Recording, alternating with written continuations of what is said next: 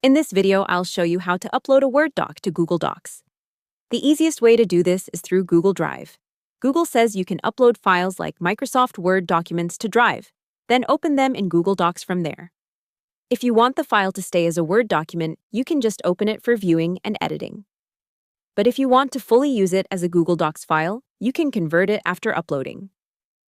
First, open Google Drive in your browser on a computer and sign in to your Google account. Then click New, choose File Upload, and select the Word document from your computer. You can also drag and drop the Word file straight into Google Drive. Google says the upload progress appears in the bottom right corner, and once it finishes, the file will be stored in your Drive. After the upload is complete, find the Word file in Google Drive and double-click it.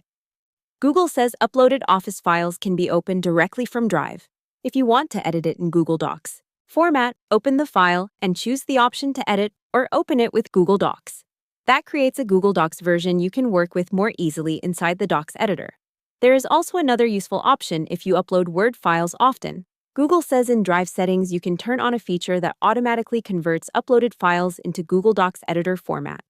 To do that, open Google Drive, click the gear icon, choose Settings, and under General, enable the option to convert uploads.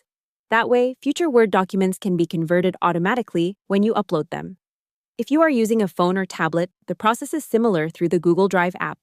Google says you can tap Add, then Upload, choose the file from your device, and once it is in Drive, open it from there.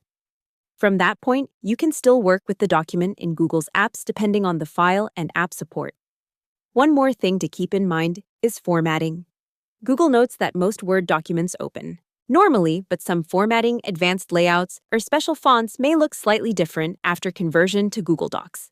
So after uploading and converting, it is a good idea to scroll through the document and check headings, tables, spacing, and images.